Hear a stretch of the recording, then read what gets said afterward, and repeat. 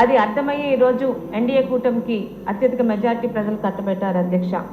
ముఖ్యంగా 2014-19 కాలంలో నవ్యాంధ్రప్రదేశ్కు ప్రాణ ప్రతిష్ఠ చేసి అభివృద్ధి దశగా అడుగులు వేస్తున్నాయి.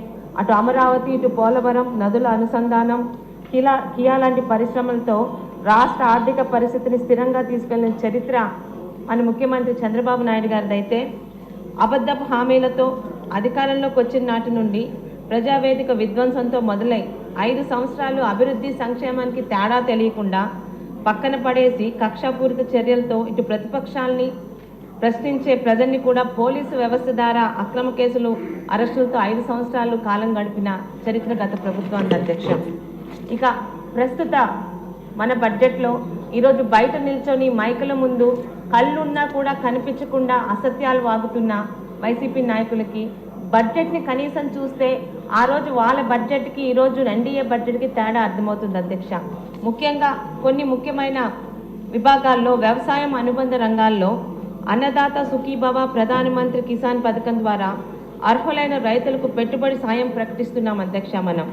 అలాగే 5 సంవత్సరాలు నిర్లక్ష్యానికి గురైన రైతుల అభివృద్ధికి ఈరోజు పొలం పిలుస్తుంది, వడ్డీ లేని రైతు రుణాలు, భూసార కార్డుల పంపిణీలతో వ్యవసాయ పనిముట్లు సరఫరా చేస్తూ భూసార పరీక్షల ప్రయోగశాలలతో పొలం బడి వంటి పథకాలను మనం అమలు చేస్తున్నాం అధ్యక్ష.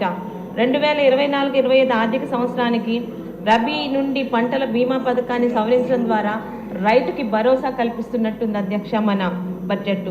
అదేవిధంగా వ్యవసాయ అనుబంధ రంగాలైన పశుసంవర్ధ రంగం కానీ, పశు సంపద పెంచుతూ వాటి ద్వారా జీవనోపాధి పొందుతున్న అనేక వర్గాలకి ఆదాయం కల్పిస్తున్నాం అధ్యక్ష.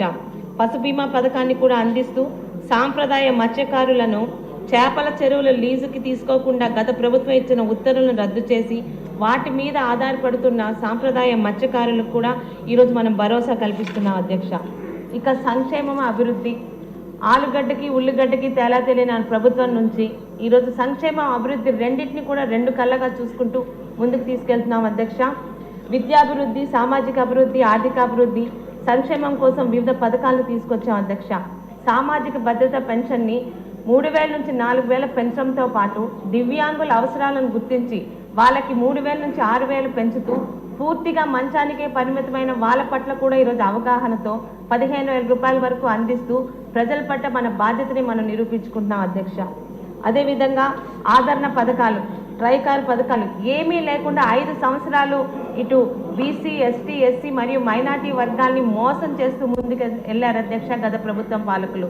ఈరోజు మళ్ళీ ఆదరణ పథకాలు, ట్రైకార్ లోన్స్, బీసీ లోన్స్తో పాటు గిరిజన వర్గాల కోసం పోస్ట్ మెట్రిక్ ఉపరాక వేతనాలు, అలాగే అంబేద్కర్ విదేశీ విద్యా విధానాన్ని అమలు చేస్తున్నాం అధ్యక్ష. అలాగే మైనార్టీ వర్గాలకు ఉపాధి కల్పించడంలోనూ వారికి కూడా విదేశీ విద్య అమలుతో పాటు ఇమాములకు, పాస్టర్లకు ప్రోత్సాహకాలు ఇస్తూ ఈరోజు బీసీ, ఎస్టీ, ఎస్సీ మైనార్టీలకి తెలుగుదేశం ఎంత ప్రాధాన్యత ఇస్తుందో మనం ఇచ్చే బడ్జెట్లో మన అంకెలే తెలుపుతున్నాయి అధ్యక్ష. ఇక మహిళా అభివృద్ధి, ఎప్పుడు కూడా చంద్రబాబు నాయుడు గారు మహిళా పక్షపాతి అధ్యక్ష.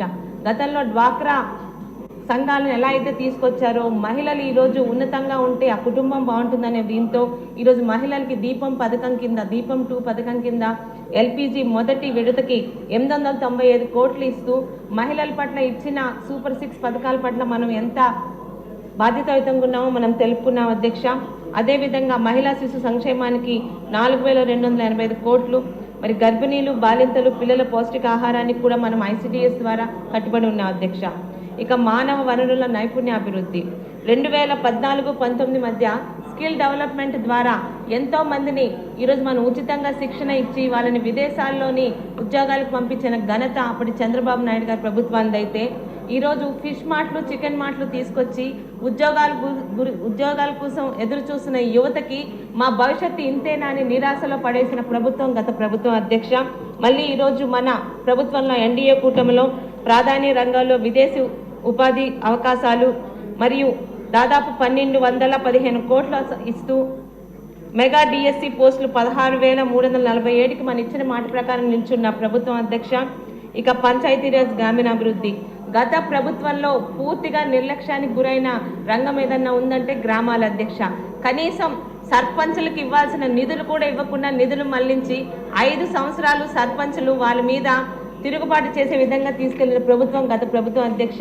మనం రాగానే ఈరోజు డిప్యూటీ ముఖ్యమంత్రి గారైన పవన్ కళ్యాణ్ గారు ప్రత్యేక ఇంట్రెస్ట్తో ప్రతి గ్రామాలకు కూడా వారికి రావాల్సిన 15వ ఆర్థిక సంఘం నిధులు అందించి గ్రామాల పట్ల మనకున్న చిత్తశుద్ధి నిరూపించుకున్న అధ్యక్ష. ఇక పరిశ్రమలు గత 5 సంవత్సరాలు అంతకుముందు చంద్రబాబు నాయుడు గారు తీసుకొచ్చిన ప్రతి పరిశ్రమలు